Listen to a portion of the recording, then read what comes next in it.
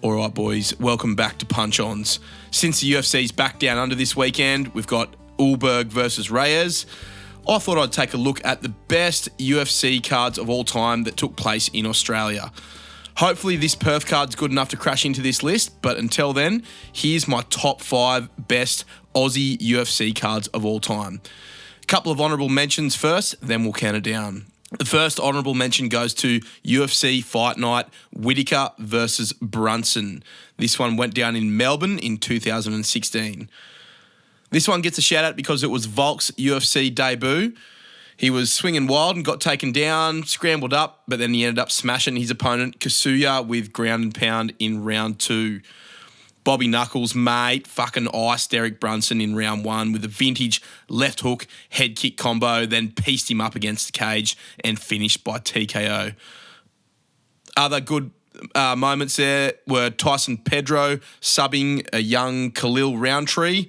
Unfortunately, though, Jake Matthews lost in the co-main event, and Dan Hooker dropped a decision on the early prelims. Even Cheeto Vera was on this card. He popped up winning a decision over some random dude. The first 7 fights on this card went to a decision, but then the main card turned it on. Solid fight night, 6 out of 10. Shout out Whittaker versus Brunson. Another honourable mention is UFC Fight Night Rockhold versus Bisping 1. That one went down in 2014 in Sydney. The prelims had Jake Matthews subbing Wagner Rocha. Plus, it had Sam Alvey and Lewis Smolka getting wins. Not Aussies, but, decent names. The main card was only 4 fights on this card, but all 4 of the fights were finished in round 2, which was pretty weird. Walt Harris got KO'd. Robert Whittaker kneed Clint Hester's head clean off his body. Al Iaquinta beat some guy, and then Rockhold dropped Bisping in the main event with a mad head kick and latched up the gilly to finish that one. Even though there was no Aussies in the main event, it was a pretty solid fight night. 6 out of 10, gets an honourable mention. And the final honourable mention, which I was very, very close to putting this one on the card, but just with a bit of recency bias, got some of the other ones over the line. The final honourable mention goes to UFC Fight Night Hunt versus Bigfoot 1. This one went down in Brisbane in 2013. Decent card, but the main event did a lot of heavy lifting here. The main card had Shogun Hua getting a KO, had Ryan Bader getting a choke finish, and Pat Barry got slept, which is always a bonus. It gets an extra point or 2 for Pat Barry getting slept. But it was the main event, Mark Hunt versus Bigfoot Silver, that really carried this card through to legendary status. A 5-round bloodbath that somehow they survived and it ended up in a majority draw. This fight was insane. Both blokes were standing in front of each other, pissing blood and just throwing hammers until the bell. Both had their moments. Both almost had each other out of there. Both were split up and beat up and gassed out. Mate, it was unreal. Honestly, betting on that fight to go the distance would have been paying probably $10 at the time. It was one of the greatest heavyweight fights of all time. A deserving 7 out of 10 and a strong honourable mention on this list. But that tells you that the rest of these top 5 are unbelievable cards. So here we go, getting into the main list. These are the top 5 Aussie UFC cards of all time as chosen by me. All right, coming in at number 5, we have UFC 293. Israel Adesanya versus Sean Strickland. This one went down in Sydney in 2023, and this was a solid card. The prelims had a few, decent names on it. We had Nasrat Hakparast on there beating Landon Quinones. We had Jamie Malarkey edging a decision against John Makdessi, and Carlos Ulberg headlined the prelims and got a crazy late submission over Dawoon Jung. And also, unfortunately, on the prelims, Jack Jenkins got his arm snapped by Chepe Mariscal, and the crowd absolutely hated that one, but it was a big moment. The main card definitely delivered on this card. We had Tyson Pedro KO'ing the pleasure man, Anton Turkalj, in round 1. Justin Tafa absolutely smoked Austin Lane and then busted out the truffle shuffle after he knocked him out. Manel Kape had a crazy scrap with Felipe dos Santos. Really entertaining fight, that one. And Manel Kape's press conference antics were pretty crazy in this one too. I think Charles Radke also had his big "say it again, Charles" moment on this card as well on the early prelims or on the prelims. So we got that big moment from Charles Radke after he had his win over Blood Diamond. Then we got to the main card. I just spoke about a couple of fights on there. Pedro won, Tafa won, Manel Cap had a great fight, and then Tai Tuivasa, he got Ezekiel choked by Volkov. That was pretty nasty. And then in the main event, we had the upset of the year and one of the biggest upset main event title fights of all time, with Sean Strickland getting the decision win over Israel Adesanya.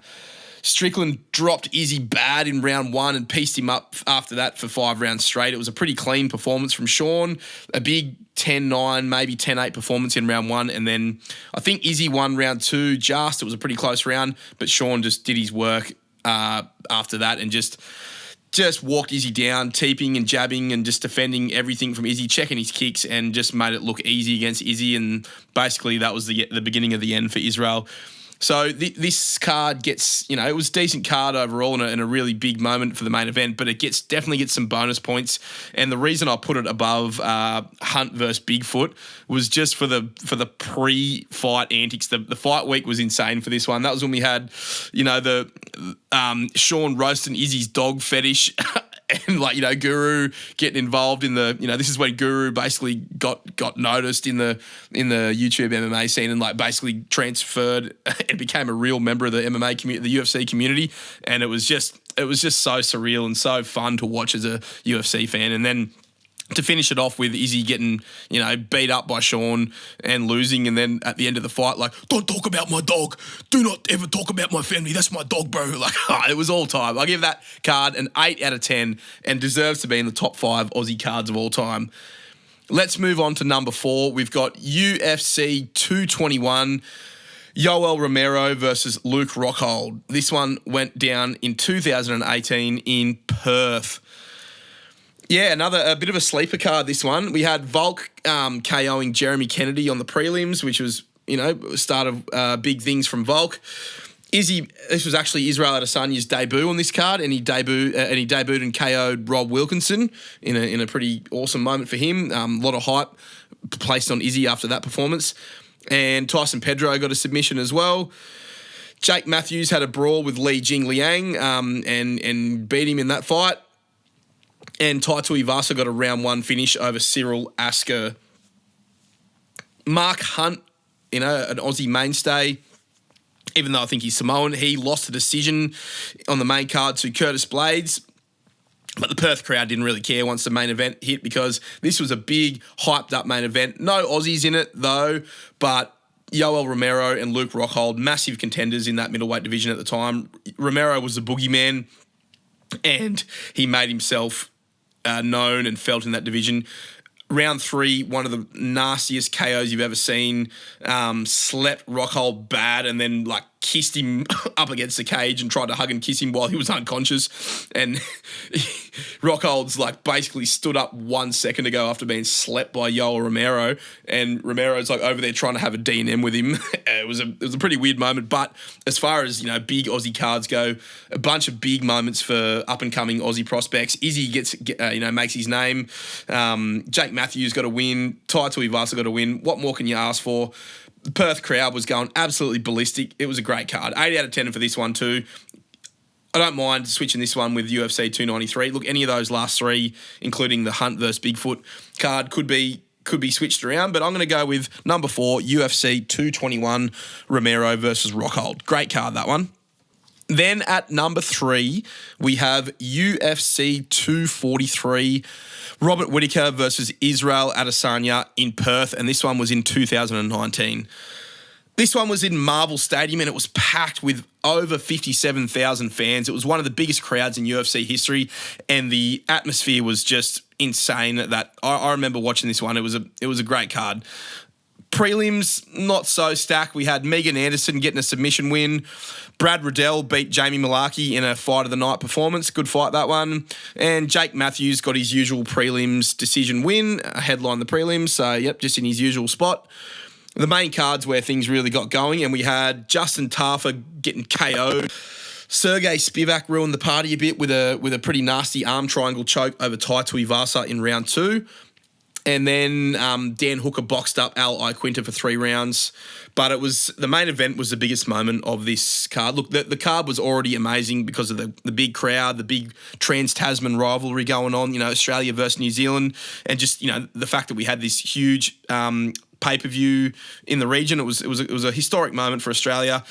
And the main event delivered with Izzy putting Bobby Knuckles away in round 2 by a nasty, kind of step back, slip KO, rocks Bobby Knuckles bad, finishes him with puts him on Crip Street and then puts him down and finishes him with ground and pound to become the middleweight champion of the world. Very, very hype watching this. I think everyone was on the same page thinking this was about to be the start of one of the best, most exciting title reigns of all time. We were wrong about that, but at the time, putting yourself in that moment, this was an awesome card. I'll give this one an 8 out of 10 as well. It was a crazy card. UFC 243, awesome stuff. Top 3 Aussie cards of all time, I reckon. Coming in at number 2, we have UFC 110. Minotauro Nogueira versus Cain Velasquez. This one went down in 2010 in Sydney, and it was the first ever UFC card in Australia. So it's got to get some bonus points for that. It was historic, and it was a stacked card. At the time, it was full of big names and not even necessarily Aussie names. There wasn't really any big Aussies or any huge Aussies on this card, but in terms of actual UFC talent, especially for the bigger weight classes, there was some big fights on this card. We had Mirko Krokop getting a nasty TKO by brutal ground and pound elbows and then a doctor's stoppage at the end of round 2, I think it was. Ryan Bader versus Keith Jardine, and Bader got a big KO over the Dean of Mean, Keith Jardine. Pretty funny watching that one back because Bader threw a flying knee and then just a mad straight left and dropped Keith Jardine bad and flatlined him, and he was spread eagled on the octagon floor and clearly flatline slept KO. And then he gets up and walks around for the next 5 minutes going, "What? I was fine. I wasn't even knocked out." That was pretty weird to watch, but credit to those boys. And then Vanderlei Silva went to war with Bisping in the co-main. That was an epic fight as well. All time scrappy war, that one. Vanderlei Silva got the nod over Bisping. Bisping wasn't very happy about it. Bisping's been an Aussie crowd favourite for some time now, and he seemed to always find his way on the Aussie cards, and this is no exception, this one. The main event was absolutely nasty in this one. We had Cain Velasquez absolutely schooling Big Nog and finishing him with a brutal TKO. And it was an absolute striking clinic from Cain in this one. He looked so good. Watching this fight, there's no argument that he was in his prime at this point. This was when he announced himself as the next big thing at heavyweight. He looked absolutely insane against Big Nog, who was a boogeyman, a scary prospect to fight at that time as well.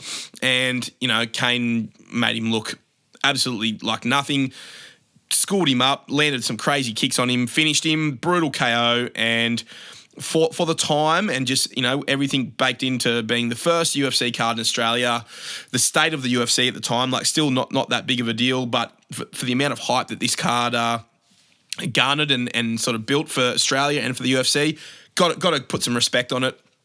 Second best Australian card of all time, 8.5 out of 10. Love this one. Let's move on. And finally, without further ado, we have the number 1 most exciting, best, most stacked, most insane UFC Australia card of all time. And there's no prizes for guessing this one. No surprises that my number 1 favourite UFC Aussie card of all time is UFC 284, Makhachev versus Volkanovski. This one went down in Perth in 2023. And it was an easy choice for me for the best Aussie card of all time. Recency bias, you might say, yeah, sure, but come on, guys. It's Makhachev versus Volk. It was a number 1 versus number 2 pound for pound fighters fighting each other. Does not happen very often in the UFC at all, and we were stoked to get this one. Us Aussie fans, we were frothing at the bit. We were absolutely cheering, and we wanted our boy Volk to get across the line. Early on in the card, there was so many stacked Aussie cards. It reminds me a bit of this weekend's Aussie, UFC Fight Night card, because first of all, there was a lot of the same guys on there too, but there was just a good amount of up-and-coming, hype Australian prospect fighters.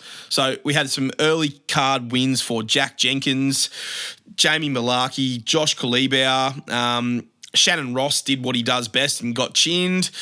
Then on the main card, Justin Taffer knocked out Parker Porter in round 1. Fucking JDM, bruh. Jack Della Maddalena has his, breakout performance, hits the club and sub over Randy Brown, puts him face down, ass up, and submits him there. Killed a lot of multis there, I reckon, because a lot of people would have had JDM by TKO in that one, but he decided to show us his submission ability as well. But awesome moment that. Then in the co-main, Yair Rodriguez smashed Josh Emmett, just pieced him up and then submitted him. They set that card up nicely because they set up, the winner of Yair versus Josh Emmett was going to fight Volk, basically. I think that was at that point in time. And then that basically earned Yair I think it was for the interim belt, actually. It was Yair versus Emmett for the interim championship while Volk went up to fight Makhachev. And then it set up that next fight in which Yair eventually got smashed by Volk. So, sick co-main. Yair, cemented himself as a number 1 contender at featherweight.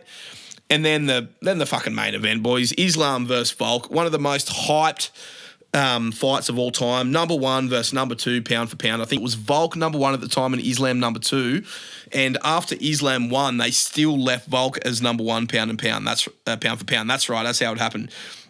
Because, awesome back and forth fight, 5-round war, little bit of snoozy wrestling at the start, but even through the completely snoozy moments where Islam was just holding on to Volk for dear life, Volk was just hitting him behind his head with rabbit punches and just hyping up the crowd and being like, get this fucking cunt off me, just making it entertaining anyway. And just we were so shocked and surprised at the time that Volk was able to make Makhachev's wrestling look so, tame and just not that dangerous. So it was really interesting and exciting at that point just to see Volk surviving the wrestling and looking comfortable in there and having good wrestling defense and basically looking unsubmittable. So after we saw that Volk looked unsubmittable, everyone got very, very excited.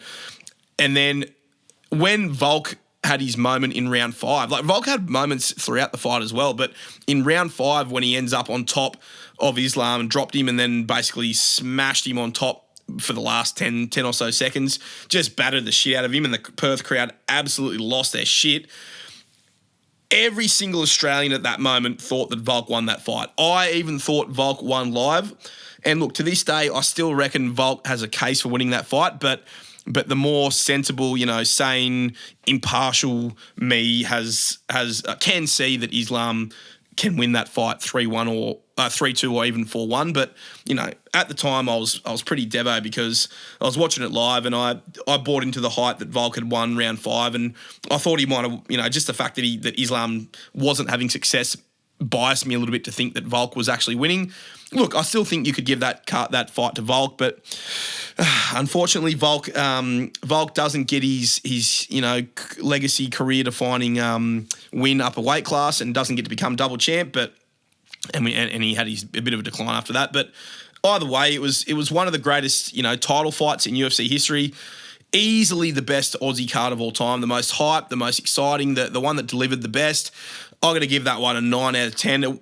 If Volk had won, it would have been a 10 out of 10. So 9 out of 10. Best Aussie UFC card of all time goes to UFC 284, Makhachev versus Volkanovski in 2023.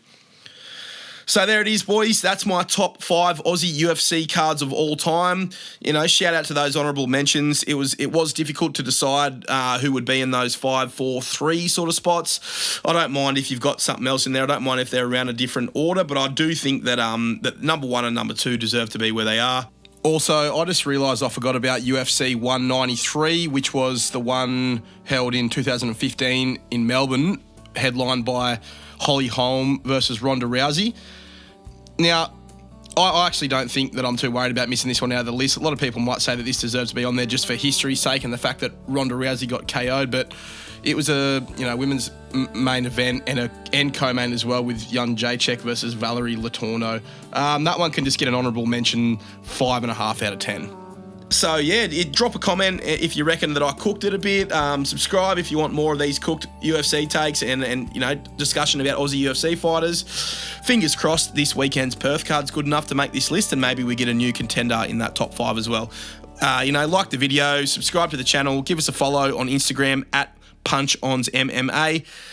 Keep tuned for some new content coming up, and punch on.